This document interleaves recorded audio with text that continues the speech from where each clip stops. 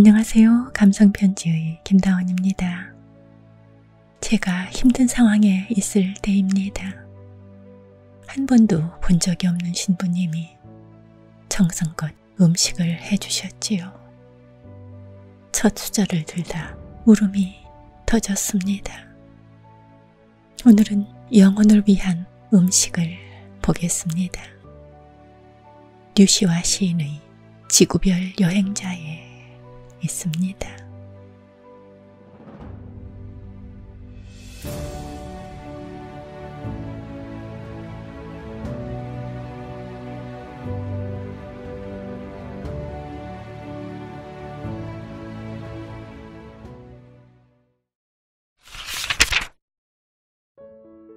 영혼을 위한 음식.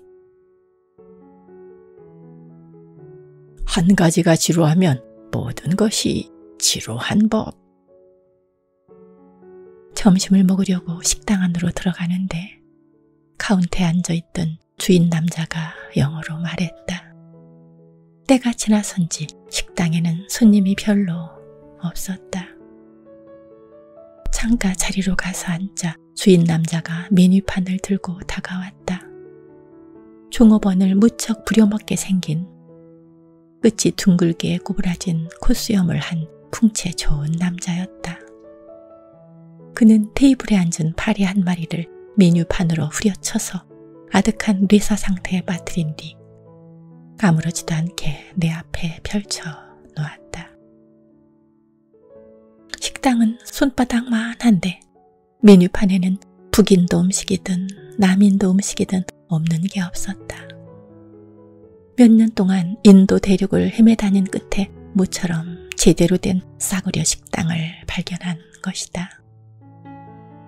뭘 먹을까 입맛을 다시며 메뉴판을 들여다보고 있는데 옆에서 지켜보던 주인 남자가 또 말했다. 생각을 너무 많이 하면 식욕을 잃는 법. 그러고 나서 그는 말했다. 사람이 메뉴를 먹을 수는 없는 일이요. 아무리 메뉴를 들여다본다 해도 배가 부를 리 없어. 세상의 책이 다 그런 것처럼. 맞는 말이었다. 메뉴가 아무리 다양해도 그것으로 허기를 채울 수는 없는 일이었다. 어쨌든 배가 고파 허리가 꼬부라질 지경이었다. 그래서 우선 버터 난 2인분과 그것을 찍어 먹을 달 한 접시 그리고 알로 본다 4개를 주문했다. 양이 많을지도 모른다는 생각이 들었지만 남으면 싸 갖고 가서 저녁 때 먹으면 될 일이었다. 또 갈증을 식힐 겸 시원한 망고라시 한 잔을 먼저 부탁했다. 어렵사리 주문을 마쳤는데도 식당 주인은 받아 적을 생각은 하지 않고 콧수염만 잡아당기며 서 있었다. 그러더니 말하는 것이었다. 세상에 전시된 것들이 전부 자기 것이 될 수 있다고 생각한다면 큰 오산이요. 어떤 건 그림이 떡이라는 걸 알아야만 하오. 영문을 몰라 쳐다보자 그는 설명했다. 이 메뉴판에 적힌 것들도 마찬가지요. 보다시피 종업원들이 어젯밤 결혼식에 가서 아직 출근하지 않았기 때문에 식당에는 나밖에 없소. 무슨 수로 그 많은 걸 나 혼자서 다 만들겠소. 실망이 이만저만이 아니었다. 진작에 설명할 일이지 메뉴판까지 갖다 주고서 그렇게 말하는 이유를 알 수 없었다. 허기가 져 화낼 기운조차 없었다. 나는 힘없이 물었다. 그럼 어떤 게 그림의 떡이고 어떤 게 진짜 떡이죠? 그가 말했다. 그것을 구분하는 것이 바로 삶의 지혜 아니겠소? 어리석은 사람들은 대개 그림이 떡인 줄 모르고 달려들다가 인생을 망치곤 하거든. 뭘 어떻게 하라는 건지 이해가 가지 않았다. 점심 한 끼 먹으러 왔다가 잘난치 않은 식당 주인이 설교로 허기를 채우는 꼴이 되었다. 그러고 보니 카운터 위 벽에는 코끼리 신상과 함께 그의 영적 스승으로 보이는 성자들 사진이 나란히 걸려 있었다. 내가 허무한 표정으로 앉아있자 남자는 주방으로 들어가 뚝딱거리며 뭔가를 만들기 시작했다. 다른 식당으로 갈까도 생각했지만 왠지 독특한 곳이라는 느낌이 들어 명상하는 셈 치고 앉아 있었다. 그날 나는 이상한 식당 주인으로부터 힘얼건 라시 한 잔을 얻어 마셨고 그 다음에는 전날 만들 게 틀림없는 사모사 몇 개로 허기를 채운 뒤 별 볼 일 없는 음식을 하나 더 얻어 먹었다. 한 가지가 나오면 다음 음식이 나오기까지 너무 오래 걸려 금방 배가 고팠다. 싸가지고 와서 나중에 먹고 자시고 할 것도 없었다. 말끝마다 명언 늘어놓기를 좋아하는 그 식당 주인은 내가 음식값 계산을 하고 있자 또 한마디 했다. 돈 계산을 하기보다는 더 많은 노래를 부를 것. 그는 마치 머리에 두른 터번 속 어딘가에 두툼한 명언 사전을 숨겨 갖고 있는 사람 같았다. 내가 식당 문을 나서며 또 봅시다 하고 인사를 하자 그가 얼른 되받아쳤다. 그렇게 말할 때마다 신이 미소 짓고 있는 게 보이지 않소? 우리가 내일 보게 될지 다음 생에 보게 될지 어떻게 알겠소? 별로 먹은 것도 없이 명언으로 헛배가 부른 하루였다. 이튿날 아침 나는 다음 생에 보게 될지도 모른다는 지적이 틀렸음을 증명하기 위해서라도 그 식당으로 다시 갔다. 어제와는 달리 식당이 활기에 차 있었다. 종업원들도 분주히 오가고 외국인 여행자 몇몇이 둘러앉아 자기들이 여행한 나라에 대해 이야기를 나누고 있었다. 한 여성이 티베트에도 가고 네팔과 스리랑카도 다녀온 모양이었다. 그녀는 네팔에 일주일밖에 머물지 않았는데도 네팔 전문가가 다 되어 있었다. 쉬지 않고 자기들이 경험담을 주고받는 여행자들 사이로 어제의 식당 주인이 메뉴판을 들고 다가왔다. 나는 아침부터 눈앞에서 잔인한 살생이 벌어지는 것을 막기 위해 얼른 테이블에 앉은 파리들을 쫓아냈다. 그가 메뉴판을 내려놓으며 건너편에 앉은 여행자들로 들으라는 듯이 말했다. 인도에서는 인도만 생각하고 네팔에서는 네팔만 생각할 것. 그 말에 나도 모르게 웃음이 나왔다. 여행자들은 서로 만나면 자신이 여행한 다른 장소를 얘기하기에 바쁘다. 인도에서는 네팔 이야기를 하고 네팔에서는 인도 이야기를, 뭄바이에서는 콜카타 이야기를 하는 것이다. 대부분의 삶이 그렇듯이 우리는 지금 이 순간에 살면서도 언제나 어제와 내일을 이야기한다. 명언을 좋아하는 식당 주인이 그것을 놓칠 리 없었다. 메뉴판을 들여다보고 있는 내게 그가 말했다. 진리는 단순한 것이요. 마살라 도사를 먹을 때는 마살라 도사만 생각하고 단두리 치킨을 생각하지 말 것. 그렇게만 할 수 있다면 당신은 어디서 무엇을 하든 행복할 것이요. 그런 의미에서 나는 아침으로 마살라 도사 한 접시를 주문했고 마살라 도사를 먹으면서 오로지 마살라 도사만 생각하려고 노력했다. 식당 주인 라사 고팔란 씨와 함께 그날 오전 나는 장을 보러 갔다. 함께 갔다기보다 그가 시장 바구니를 들고 나서길래 나도 엉겁결에 따라간 것뿐이었다.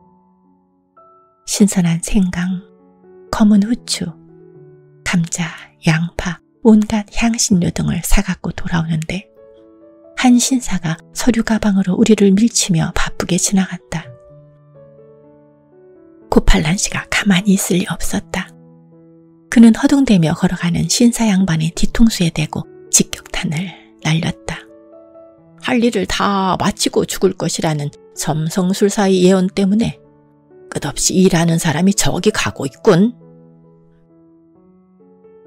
그의 명언은 어느덧 한편의 우화를 읽는 것이나 다름 없었다. 달리기를 멈추면 죽을 것이라는 점쟁이의 예언을 들은 사람들처럼 우리는 쉬지 않고 어딘가를 향해 달려가고 있지 않은가. 창을 보고 돌아오니 벌써 점심때였다.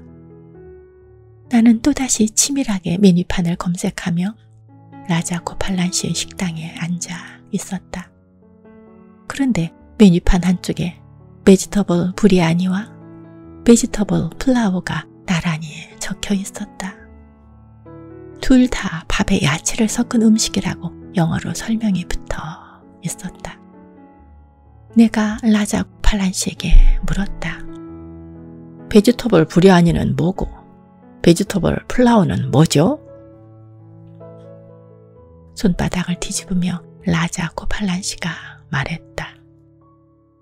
약간은 같고 약간은 다르. 애매하기 짝이 없는 대답에 내가 재차 물었다. 그럼 무엇이 같고 무엇이 다르죠? 그러자 고팔란 씨가 메뉴판을 회수하며 말했다. 둘 다 먹어보시오. 그러면 무엇이 같고 무엇이 다른지 알게 될 테니까. 지식은 돈 주고 살 수 있지만 경험은 돈으로 살 수 있는 게 아니요. 그런 다음 그는 내가 말릴 사이도 없이 주방을 향해 외쳤다. 여기 베지터블 브리아니와 베지터블 플라워 1인분씩. 결국 나는 본의 아니게 점심을 2그릇씩이나 먹어야 했다. 직접 먹어보니 두 음식의 미묘한 차이를 알 수가 있었다. 베지터블 브리아니는 오렌지색으로 물들인 밥에 야채와 말린 야자, 해바라기씨, 땅콩과 아몬드 등을 넣은 볶음밥이었다. 그리고 베지터블 플라워는 그것과 약간은 같고 약간은 달랐다. 그 맛의 정확한 차이를 알고 싶은 사람은 인도에 가서 직접 먹어볼 일이다. 라자 고팔란 씨의 예리한 지적대로 삶의 중요한 것들은 직접 경험해야만 자신의 것이 되는 법이니까. 어제 내가 앉았던 창가 자리에서는 한 서양인 친구가 양고기 요리를 시켜 먹으며 투덜거리고 있었다. 자기가 설명을 들은 것과는 맛이 차이가 있다는 것이었다. 아니나 다를까 계산대 쪽에서 칠리 소스와 같은 매운 명언이 배달되었다. 음식과 메뉴판이 서로 다를 때는 메뉴판을 믿지 말고 음식을 믿을 것. 그다운 지적이었다. 우리는 얼마나 자주 자신이 기대한 것과 실제의 것이 다르다고 불평을 하는가. 하지만 그 서양인은 자신이 주문한 음식이 영 마음에 들지 않는지 계속해서 불만에 찬 얼굴이었다. 자극적인 인도 향료가 쉽게 입맛에 맞을 리 없었다. 짜고 맵고 쓰디쓴 삶의 여러 양념들처럼. 그날 오후 나는 근처의 티베트 하우스를 방문한 뒤 어김없이 라자 고팔란 씨 식당에서 저녁을 해결했다.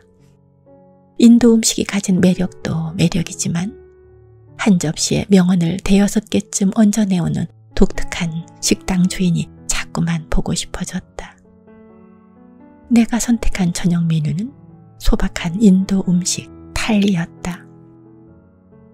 탈리는 값이 싸고 맛있는 대중적인 음식이다.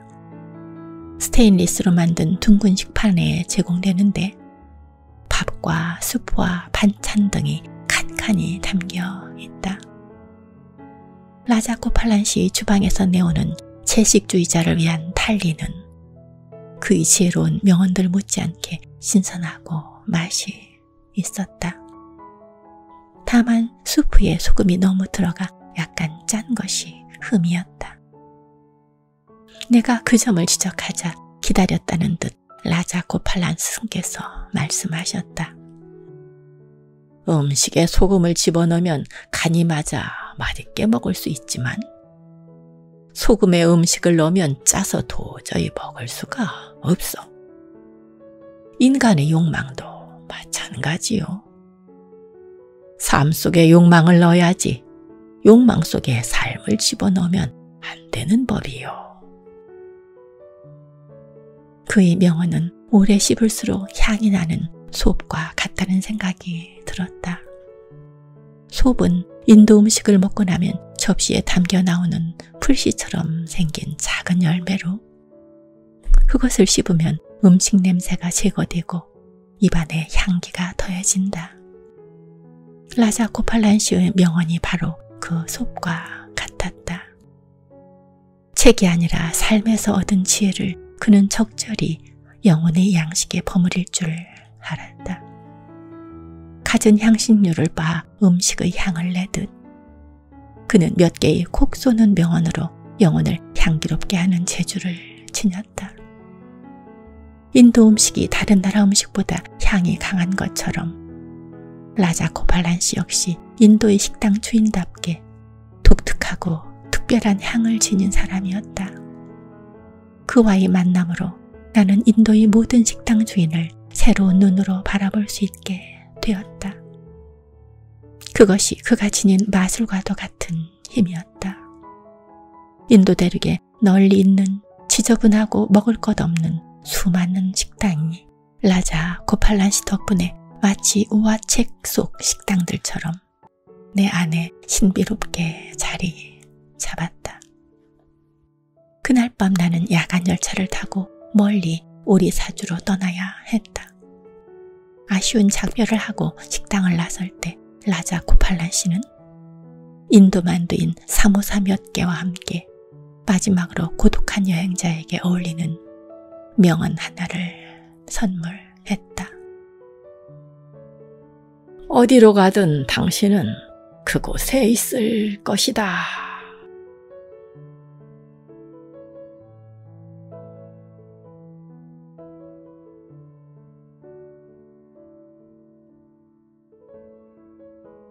인도 영혼의 음식 잘 드셨나요? 음식이 메뉴의 설명과 다르다고 불평하던 청년같이 저도 불평할 때가 많습니다. 저 혼자 생각하고 저 혼자 불평하는 것이지요. 웃음이 나면서도 생각하게 하는 글을 여러분과 함께 나누고 싶었습니다. 고맙습니다. 토요일에 뵙겠습니다.